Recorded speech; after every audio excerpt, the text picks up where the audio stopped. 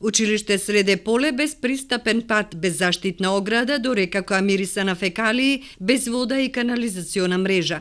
Ова е сликата за училиштето кое чини 12 милиони денари, а во него го нема жагорот на учениците.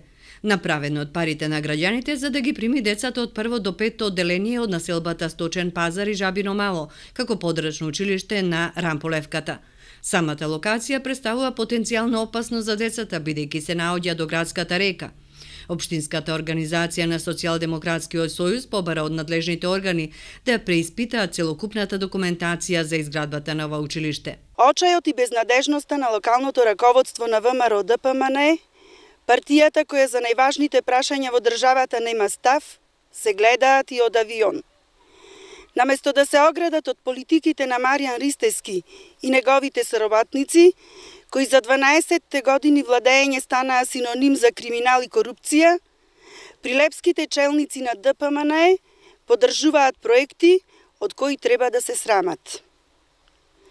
Проектот за кој се потрошени 12 милиони денари за изградба на училиште Среде поле со тутун, во кое надвор од сите норми и стандарди требаше да учат деца од населбата Сточен пазар, може да смисле само некој кому бизнисот и провизиите му се поважни од образованието, здравието и безбедноста на нашите најмлади.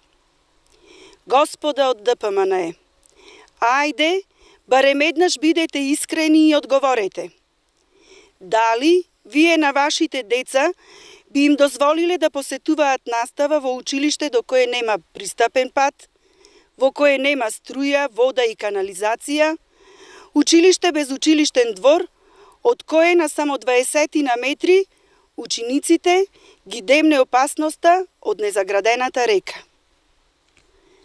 Ги повикуваме надлежните институции, подитно да откријат дали изградбата на ова училиште представува класична злоупотреба на службената должност на екс-градоначалникот Маријан Ристевски и неколкумина други партиски послушници и дил-ориентед функционери од локалната самоуправа.